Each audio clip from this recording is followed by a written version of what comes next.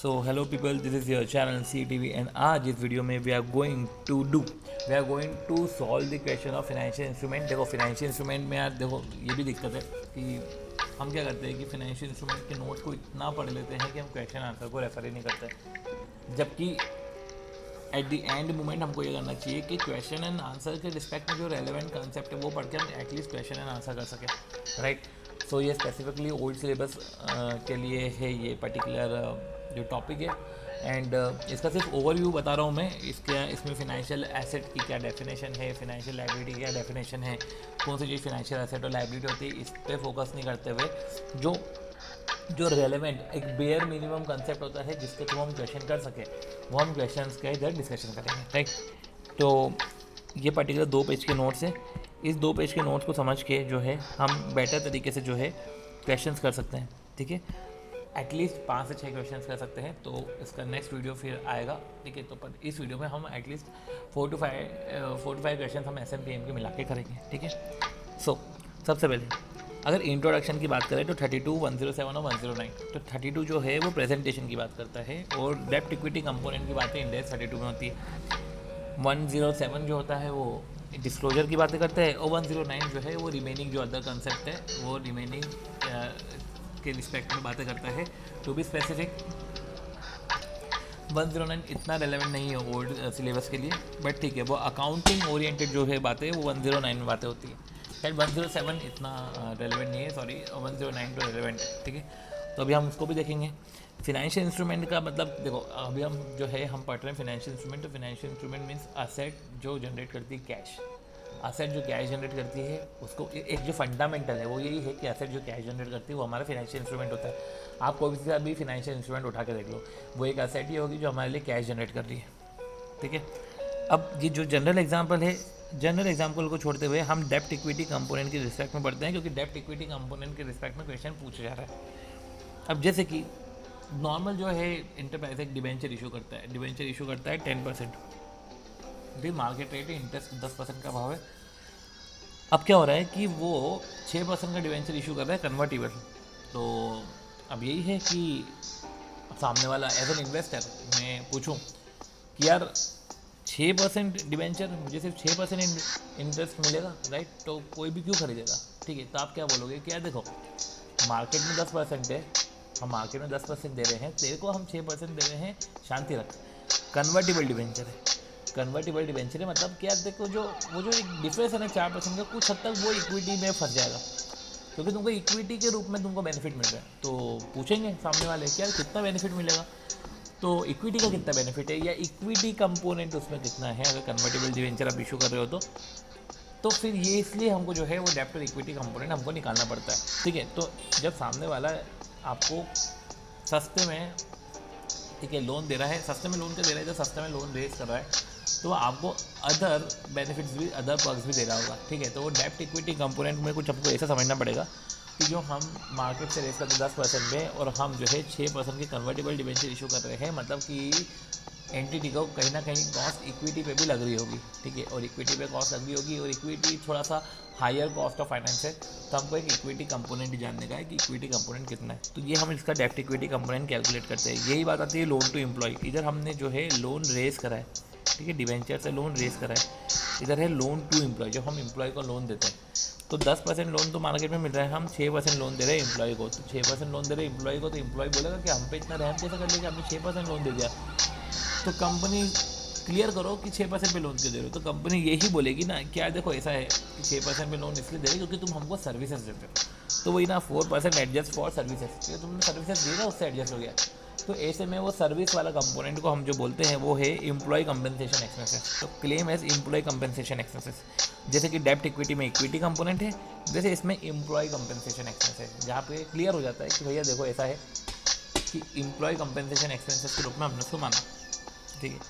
कुछ टेक्निक्स हम जो पढ़ेंगे अमोटाइजेशन मेथड, FVTPL और FVT OCI, ये हम टेक्निक पढ़ेंगे जो हम क्वेश्चन के साथ साथ समझेंगे। डेप्ट इक्विटी कंपोनेंट, डेप्ट और इक्विटी कंपोनेंट की बात करें, मान सकें, हाँ, डेप्ट इक्विटी कंपोनेंट की बात करें तो वही जो हमने बात करी थी 10% डिबेंचर मार्केट में, 6% डिबेंचर कन्वर्टिबल है। तो क्लियर करो 4% हम उसको बोलेंगे कि 4% वो एडजस्ट हो गया इक्विटी में। एज एन इन्वेस्टर ठीक है। देखो ये जो कैलकुलेशन है, ये कैलकुलेशन अगर देखा जाए तो ये जो है बाइफर्केशन, क्या डेब्ट कंपोनेंट कितना है, इक्विटी कंपोनेंट कितना है, ये तो कंपनी करेगी। ठीक है, तो क्या होगा कि फ्यूचर कैश फ्लो, ठीक है, ऐसा जैसा कि 10% डिबेंचर है, ठीक है, कंपनी इन्वेस्टर के बिहाफ पे कैलकुलेट करेगी। कैसे? Present value of future cash flow of debenture. सबसे पहले फ्यूचर कैश फ्लो तो 10% के बिहाफ पे हो रहा है, 6% से फ्यूचर कैश फ्लो हो रहा है और बाद में रिडेम्पशन अमाउंट भी आएगा। ठीक है, 6% से हमको इंटरेस्ट मिलेगा और रिडेम्पशन अमाउंट भी आएगा। इसकी डिस्काउंटिंग कर ली 10%।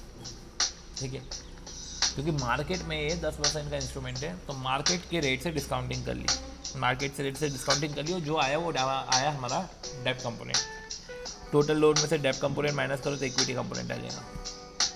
ठीक है, रीपेमेंट शेड्यूल अगर आपको बनाना है तो बना लो, क्योंकि आप डिवेंचर को जो है आप डिवेंचर इशू कर रहे हो, तो आपने डेब्ट इक्विटी कंपोनेंट निकाल लिया और आपको अब लग रहा है कि आप जो है डिवेंचर में इंटरेस्ट भी पे करोगे, ये सब भी चलेगा, तो अगर आपको रीपेमेंट शेड्यूल बनाना है तो आप बना लो।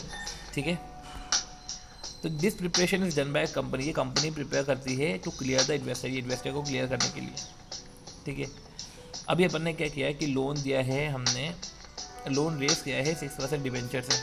ठीक है, अब इन्वेस्टर को इधर क्लियर हो जाएगा। अब क्वेश्चन जो है इसके बेसिस पे हम करते हैं। क्वेश्चन में स्टेप ये है कि फ्यूचर कैश फ्लोज को तो वही 6% पे, जैसा कन्वर्टेबल डिवेंचर है 6% से हमारे फ्यूचर कैश फ्लोज को डिस्काउंटिंग करो, सिंपल सी बात है। प्रेजेंट वैल्यू फैक्टर से discount, present value of market rate से हम डिस्काउंटिंग करते हैं। ठीक है, और रिडेम्पशन अमाउंट भी जो है पर्टिकुलर रिडेम्पशन अमाउंट भी इंक्लूड रहता है, तो उसमें भी हमको जो है उसका भी डिस्काउंट करना पड़ता है। डेब्ट कंपोनेंट आएगा, उसमें टोटल लोन में से माइनस करके वो इक्विटी कंपोनेंट आ जाता है। ठीक है, सिर्फ इतना ही कॉन्सेप्ट समझते हैं, इस पर क्वेश्चन करते हैं। एक क्वेश्चन तो हमको स्टडी मटेरियल प्रैक्टिस एनुअल में मिल जाएगा। इलस्ट्रेशन नंबर 13 क्या हुआ है कि ऑन 1 अप्रैल 2017 अल्फा लिमिटेड ने 30 लाख के 6% कन्वर्टेबल डिवेंचर इशू करे। ठीक है, 30 लाख के 6% कन्वर्टेबल डिवेंचर इशू करे ऑफ फेस वैल्यू 100 पर debenture. Debentures are redeemable at a premium of 10%। Redeemable है premium at a premium of 10%। ऐसा है कि भैया भले 6% कन्वर्टेबल डिवेंचर है, हम आपको प्रीमियम भी तो दे रहे हैं।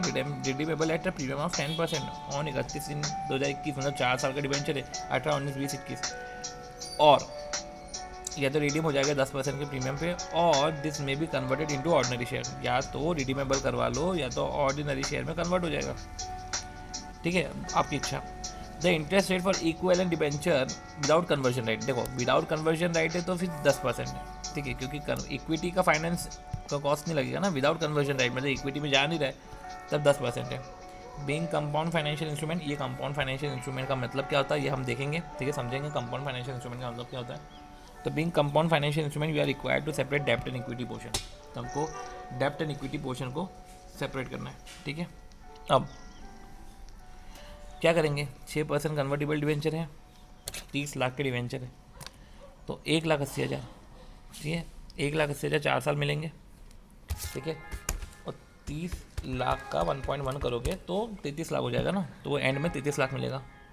ठीक है, सो सबसे पहले तो 4 साल का है ना, 1/1.10, 4 साल का फैक्टर निकालो, 1 2 3 4 3.1698, जो कि 3.17 होता है। तो एक तरीके से देखा जाए तो ये जो है इतना ये 5,70,600। ठीक है, तो प्रेजेंट वैल्यू ऑफ इंटरेस्ट है, इंटरेस्ट की प्रेजेंट वैल्यू 5,70,600 है। 30 लाख का अपन ने प्रीमियम पे करा। ठीक है, तो ये 33 लाख है और 33 लाख हमको 4 साल के बाद मिल रहे हैं, तो 1/1/1.10 4 साल का फैक्टर है, चौथे साल का है, ये एग्रीगेट नहीं है, चौथे साल का है ये 0.680, तो इसलिए जो आता है हमारा 2244,000 है। तो देखा जाए जब कन्वर्टेबल डिवेंचर जो आप मेरे को 6% कन्वर्टेबल डिवेंचर बोल रहे हो कि हम तुम्हें 30 लाख के 6% कन्वर्टेबल डिवेंचर है, टू बी ऑनेस्ट डेब्ट कंपोनेंट्स इसमें 28,14,600 है और इसमें इक्विटी कंपोनेंट जो है 1,85,400 है। ठीक है, तो इस तरीके से जो है हमारा डेब्ट टू इक्विटी कंपोनेंट निकलता है। बहुत ही ईजी है ये कंसेप्ट। तो अब आते हैं अपन स्टडी मैट में, समझना पड़ेगा। स्टडी मैट में एक क्वेश्चन बहुत ही अच्छा है।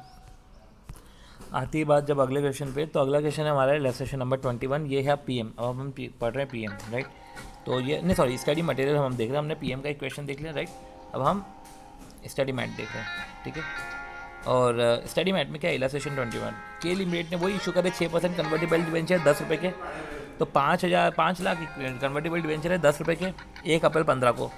Debenture are due for redemption, ये रिडम्पशन के लिए ड्यू है, तो debenture are due for redemption on 31 March 2019 at a premium of 10%, वही 10% है, ठीक है। तो due for redemption at a premium of 10% into equity share to the extent of 50%, और लो टू द एक्सटेंट ऑफ 50% की बात कर रहे हैं, to the extent of 50% debenture are due for redemption at a premium of 10% convertible into equity share. तो ये convertible debenture है, तो convertible into equity share to the extent of 50% and the balance to be settled in cash. तो balance settle होगा cash में, balance का क्या लेने देना, मैं तो कन्वर्टेबल की बात कर रहा हूँ, ठीक है। तो interest rate of equivalent debenture without conversion right, तो interest rate on equivalent debenture without conversion right जो है वो 10 है, ठीक है। तो 6% कन्वर्टेबल डिवेंचर है, 6% कन्वर्टेबल डिवेंचर है और 10 रुपये ईच है। Debenture are due for redemption, debenture जो है रिडम्पशन के लिए ड्यू है at a premium of 10% and convertible into equity share to the extent of 50%, 50% debenture convertible into equity share and the balance to be settled in cash.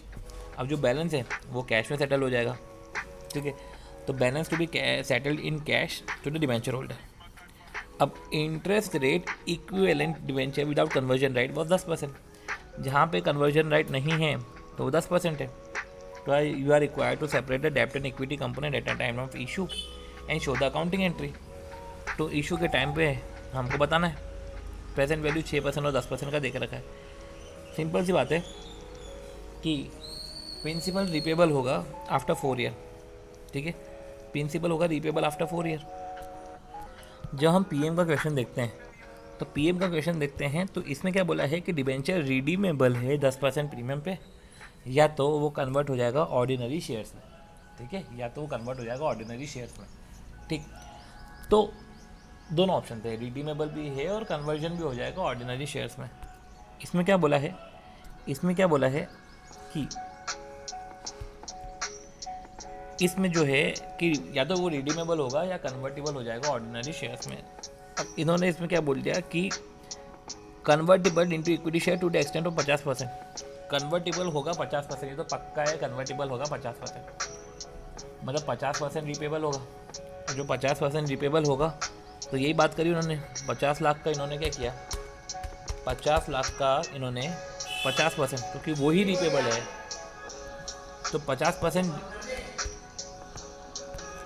तो 50 लाख का 50% है वो repayable है, वो रिपेबल है 1.1 प्रीमियम पे, और ये 4th ईयर में रिपेबल होगा, ठीक है। तो 4th ईयर का फैक्टर है 0.68, इस तरीके से 18,70,000 आ गया। फिर और जब इंटरेस्ट की बात आती है तो इंटरेस्ट का भी ऐसा ही है कि 3-3 लाख का इंटरेस्ट है, ठीक है, और 4 साल पे होगा ये। 3 लाख का इंटरेस्ट इसलिए क्योंकि 50 लाख का 6% है, तो 3 लाख का इंटरेस्ट है, ठीक है। उसको भी हम अगर डिस्काउंटिंग करते हैं 10% के डिस्काउंटिंग फैक्टर से, तो इस तरीके से जो है हमारा डेब्ट कंपोनेंट भी निकल जाएगा, ठीक है। तो ये जो है रिपेबल आफ्टर 4 ईयर है, इस तरीके से हमारा डेब्ट कंपोनेंट आ जाएगा 28,21,000, और फिर जो है 50 लाख में से 28,21,000 माइनस करें तो इक्विटी कंपोनेंट आ जाएगा 21,79,000, 21,79,000। इसमें इंपॉर्टेंट ये है कि इसमें 50% तो कन्वर्टेबल होगा ही होगा इक्विटी में, वो लेना देना ही नहीं है। जो 50% प्रिंसिपल रिपेबल है वो देखा जाएगा। अब देखें तो general entry for initial recognition, तो जब general entry for initial recognition, तो जब इनिशियल रिकॉग्निशन करते हो तो उसकी जनरल एंट्री क्या है, सबसे पहले आपको cash account debit, bank account debit, आपने डिबेंचर इशू करा है तो आपको बैंक तो आएगा ना, कैश भी आएगा, तो उसका इक्विटी कंपोनेंट हो लाइबिलिटी, तो कैश टू डिबेंचर होगा बैंक टू डिबेंचर, तो bank to debenture to liability, ठीक है। डिबेंचर का पोर्शन है डिबेंचर जो अपना लाइबिलिटी कंपोनेंट है, इक्विटी कंपोनेंट है, ये हो गया हमारा। बस यही करना है और कुछ भी नहीं करने का है, ठीक है।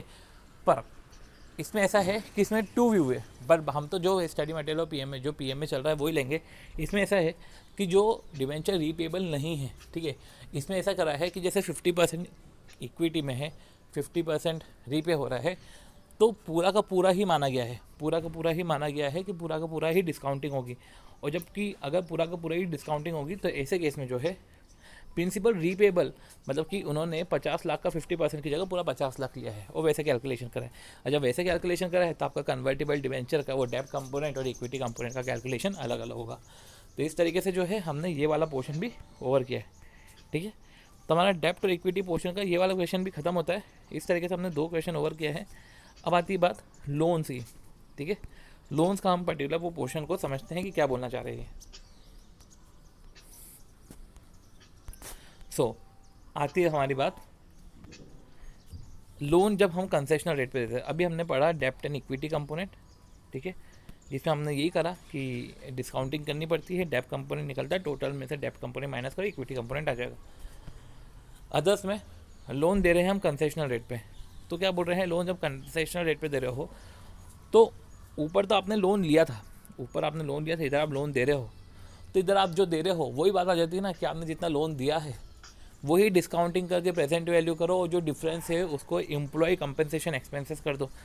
तो क्या है हमारा लोन टू एम्प्लॉय, जैसे उधर इक्विटी कंपोनेंट है ना, just like equity component in debenture, वैसे ही लोन टू एम्प्लॉय, एम्प्लॉय को हमने लोन दिया है, ठीक है, हमको उससे रिकवरी भी करनी है। लोन जैसा तो ना कि वो रख के जाएगा, रिकवरी भी करनी है, तो लोन टू एम्प्लॉय और employee compensation expenses to bank, फिर पीएनएल में ले जाएंगे एम्प्लॉय कंपनसेशन एक्सपेंसेस। तो इस तरीके से जो है हमने पर्टिकुलर समझा है कि जो एम्प्लॉय कंपनसेशन एक्सपेंसेस या तो लोन टू एम्प्लॉय में क्या होता है, ठीक है। अब हम इस पर क्वेश्चन देख लेते हैं, ठीक है। तो बात करें हम स्टडी मटेरियल पे ही है। स्टडी मटेरियल पे अगर हम क्वेश्चन देखें तो क्वेश्चन में सबसे पहला क्वेश्चन आएगा, ये तो सब जनरल एंट्रीज वाले हैं, इसको हमको देखना ही है, ओके। इसमें डेब्ट और इक्विटी कंपोनेंट का एक ये भी क्वेश्चन है, एक ये भी क्वेश्चन 13 वाला क्वेश्चन ये भी देख लेते हैं, ठीक है। फिर एक लोन वाला क्वेश्चन है, ओके, ये पीएम देख रहे थे हम, ये पीएम देख रहे हैं, तो पीएम में हमने कर लिया, चलो इसको टिक मार्क कर लेते हैं रादर देन फिर इसको वापस से करने में नहीं आया, ये टिक मार्क करा। सी तो यही था कि रीज़न कि हमने वो जो पढ़ा है एम्प्लॉय वाला पोर्शन, ठीक है, उसके बाद टेक्निकल ग्लिच आने के कारण जो है पर्टिकुलर वो पोर्शन को स्टॉप करना पड़ गया, एंड देन हम जो है इस वही पर्टिकुलर एम्प्लॉय वाले क्वेश्चन को हम रिक्रिएट करते हैं, ठीक है, समझते हैं। अब इलस्ट्रेशन नंबर 18, इलस्ट्रेशन नंबर जो हमारा स्टडी मैट का इलस्ट्रेशन है, इसको समझते हैं। क्या बोला है कि XYZ लिमिटेड ने लोन ग्रांट किया है एम्प्लॉय को at 4% amounting to 10 lakh at the beginning of 15-16। तो लोन दिया है एम्प्लॉय को 4% के रेट पे amounting to 10 lakh at the beginning of 15-16, ठीक है, 4% पे, कोई मेहरबानी नहीं कर रहा है। Principal amount is repaid over the period of 5 years. Principal amount जो है ऐसा भी नहीं कि लास्ट में पे होगा, प्रीपे होगा over the period of 5 years, तो रीपे होगा over the period of 5 years, मतलब कि 2-2 लाख रीपे होगा। Whereas the accumulated interest computed on the reducing balance, तो जो एक्यूमुलेटेड इंटरेस्ट है जो कंप्यूट होगा एट द रिड्यूसिंग बैलेंस, वो तो ऑब्वियसली रिड्यूसिंग बैलेंस पे ही कैलकुलेट होगा, ठीक है। At simple interest is collected in 2 equal annual instalment. तो जो एक्यूमुलेटेड इंटरेस्ट है वो एक्यूमुलेटेड इंटरेस्ट जो है accumulated interest compute on reducing balance in a simple interest, तो accumulated interest computed on the reducing balance at simple interest वो collect होगा 2 equal annual instalment में, वो कलेक्ट होगा after collection of principal amount collection करने के बाद। Assume that the benchmark interest rate हमारा 8% है और अब अपने को अकाउंटिंग एंट्री बतानी है 1/4/15 एंड 31/3/16 की। तो क्या है, सबसे पहले लोन दिया है 4% का एम्प्लॉय को, 10 लाख का लोन है, प्रिंसिपल अमाउंट रीपे हो रहा है over the period of 5 year, 2-2 lakh का रीपेमेंट है, और 2-2 लाख का रीपेमेंट है। Benchmark interest rate market rate से डिस्काउंट करो, क्योंकि हमको ये देखना है कि मुझे बताओ कि 10 लाख का तुम लोन नहीं दे रहे हो, ठीक है, तुम 10 लाख का बिल्कुल भी लोन नहीं दे रहे हो, तुम बता रहे हो कि 10 लाख का लोन दिया 4% से, ऐसा नहीं है, ठीक है। इसमें हमारी सर्विसेज का भी कंपोनेंट इसमें इन्वॉल्व है, ठीक। तो ये 10 लाख का लोन तो बिल्कुल भी नहीं बनता। तो यही है कि 2-2 लाख का जो है प्रिंसिपल रिपेमेंट क्या है, 8% से हमने डिस्काउंट किया है। तो अगर हम बात करें कि 5 साल है तो 16, 17, 18, 19, 20, ये 5 साल 2-2 लाख का पेमेंट हुआ और 8% का जो है डिस्काउंटिंग से कैलकुलेट हुआ, तो प्रेजेंट वैल्यू, ये प्रेजेंट वैल्यू हमने निकाली 5 साल की। फिर अगले 2 इक्वल एनुअल इंस्टॉलमेंट में एक्यूमुलेटेड इंटरेस्ट आया, एक्यूमुलेटेड इंटरेस्ट का भी पेमेंट हुआ, पर एक्यूमुलेटेड इंटरेस्ट हमको कंप्यूट हुआ है रिड्यूसिंग बैलेंस में एट सिंपल इंटरेस्ट, ठीक है, सिंपल इंटरेस्ट बेसिस पे कैलकुलेट हुआ है। तो सबसे पहले हमको ये देखना पड़ेगा कि कितना एक्यूमुलेटेड इंटरेस्ट जो है कंप्यूट करा है, कितना एक्यूमुलेटेड इंटरेस्ट जो है हमारे पास है, ताकि हम उसको डिवाइड बाई 2 करके इक्वली डिस्ट्रीब्यूट करें और इक्वली अगले 2 साल में हमको मिले, ठीक है। तो सबसे पहले अगर हम एक्यूमुलेटेड इंटरेस्ट की बात करें तो हमारा लोन तो था 10 लाख का, ठीक है, 10 लाख का लोन था और 4% के लोन पे था, 4% का था लोन, तो 10 लाख था तो उस पर 40,000 हमारा, ठीक है, था। 2 लाख का पे हुआ, 8 लाख पे 32,000, ठीक है। तो इस तरीके से जो है हमारा, ठीक है, 4 लाख पे 24,000, फिर 2 लाख आया, 2 लाख पे 16,000, फिर तो ज़ीरो हो गया, ठीक है। तो ऐसा था कि 10 लाख पे 40,000 था, 8 लाख पे 32,000, इस तरीके से कैलकुलेट करना था। अभी तक हम कंप्यूटेशन ऑफ इंटरेस्ट की बात करें, ठीक है। अब कंप्यूटेशन ऑफ इंटरेस्ट की बात करें तो कैसे आया, सबसे पहले लोन तो बिगिनिंग में ही दे दिया था 15-16 के, ठीक है। अब 15-16 के बिगिनिंग में, मतलब एंड में अगर अपन बात करें तो हमने 2 लाख का पेमेंट कर दिया, प्रिंसिपल आउटस्टैंडिंग अब 8 लाख का बचा हुआ है, 10 लाख को पूरा यूज़ करा है, 40,000 इंटरेस्ट है। अब आती बात अगले साल 2 लाख को वापस पेमेंट, अब 6 लाख का प्रिंसिपल बचा हुआ है, इंटरेस्ट का पेमेंट तो हो रहा है, ठीक है। तो प्रिंसिपल अमाउंट जो है वो 2-2 लाख से कम हो रहा है, और एट द एंड ऐसा हुआ कि चौथे साल में, ठीक है, चौथे साल में क्या, पाँचवें साल में 2 लाख का पेमेंट हो गया, प्रिंसिपल अमाउंट कुछ बचा ही नहीं, और 2 लाख पे जो इंटरेस्ट है 8,000, वो 8,000 इंटरेस्ट। तो इस तरीके से जो है हमारा इंटरेस्ट आया था। हमारा टोटल इंटरेस्ट कितना हुआ, रिड्यूसिंग बैलेंस पे इंटरेस्ट कैलकुलेट किया है, ठीक है। वो interest simple interest in the sense कि 4% से कैलकुलेट करना है, सिंपल इंटरेस्ट है, कोई कंपाउंडिंग इंटरेस्ट नहीं है, तो सिंपल इंटरेस्ट ही रहता है, इतना कुछ वो नहीं हो। सिंपल इंटरेस्ट अपन समझ सकते हैं कि सिंपल इंटरेस्ट इसलिए भी दे रहे हैं क्योंकि एम्प्लॉय कंपनसेशन, क्योंकि एम्प्लॉयज़ को दे रहे हैं लोन, तो सिंपल इंटरेस्ट वैसे कम रहता है, कंपाउंड इंटरेस्ट ज़्यादा रहता है। क्यूमुलेटिव इंटरेस्ट हमारा 1,20,000 हो गया, ठीक है। अब 1,20,000 की बात करें तो 1,20,000 जो हम पे कर रहे हैं, तो वो जो पे कर रहे हैं वो अगले 2 साल में पे कर रहे हैं, ठीक है। तो अगले 2 साल में पहले 60,000 पे कर रहे हैं, फिर 60,000 पे कर रहे हैं। तो याद रखना कि जो 60,000 और 60,000 हम पे कर रहे हैं अगले 1-2 साल के अंदर, इस पर कोई इंटरेस्ट नहीं आएगा, ठीक है, इस पर कोई इंटरेस्ट नहीं है, ठीक है। तो इंटरेस्ट के ऊपर इंटरेस्ट नहीं है, ठीक है। तो सिंपल इंटरेस्ट किस लिए, सिंपल इंटरेस्ट मतलब क्या, इंटरेस्ट के ऊपर इंटरेस्ट नहीं है, ठीक है, सिंपल इंटरेस्ट के ऊपर इंटरेस्ट नहीं है।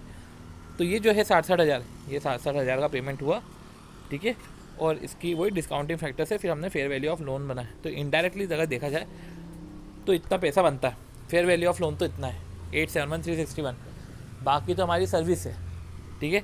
तो फेयर वैल्यू ऑफ लोन 871,361 हो गया।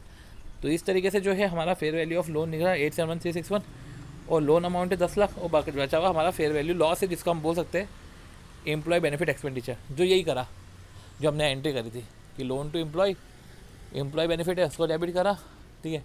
तो लोन टू एम्प्लॉय है, ठीक है, तो लोन टू एम्प्लॉय है और एम्प्लॉयज़ बेनिफिट है, उसको डेबिट करा, और बैंक जो है क्रेडिट करा। तो इस तरीके से जो है हमारा loan to employee benefit debit account debit to bank. अब जो एम्प्लॉय बेनिफिट है इसको तो आप पीएनएल में ले जाओगे ना, employee benefit transfer to statement of P N L, ये आप ले जाओगे।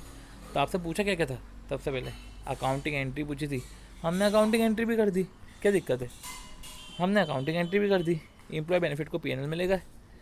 अब computation of interest on amortised cost, तो ये तो जो है हमने इंटरेस्ट कैलकुलेट कर दिया सिंपल इंटरेस्ट के बेसिस पे, ठीक है। तो क्या करा था हमने, फेयर वैल्यू ऑफ लोन निकाल लिया हमने, ठीक है, और इंटरेस्ट जो पेड है डिवाइड बाय 2 करके हमने फेयर वैल्यू ऑफ लोन निकाला।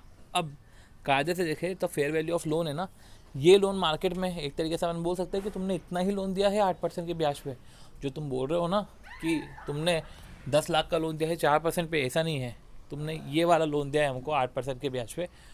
तो अब ये जो पर्टिकुलर लोन है इसका अमोर्टाइजेशन टेबल बना लो, क्या है कि लोन कब दिया है, 1/4/15 को दिया है लोन, 8/71/361 का।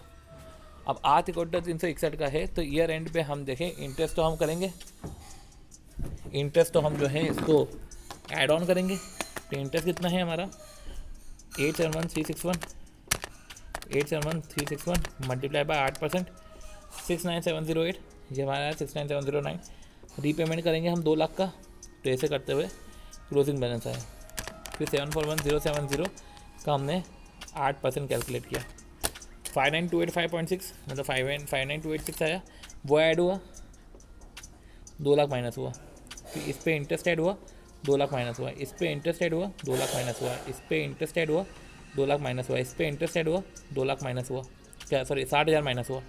31/3/2021 को 60,000 माइनस होगा और इस पे इंटरेस्ट ऐड होगा और 60,000 माइनस होगा। सी जो लोन अरेंजमेंट था वो लोन अरेंजमेंट में हम इंटरेस्ट के ऊपर इंटरेस्ट चार्ज नहीं कर रहे थे, ठीक है, पर इधर जो है इधर तो इंटरेस्ट के ऊपर इंटरेस्ट चार्ज होगा, ठीक है, क्योंकि हम मार्केट में आ गए। अब तो इंटरेस्ट ऑन अमोटाइज कॉस्ट हमने कैलकुलेट किया।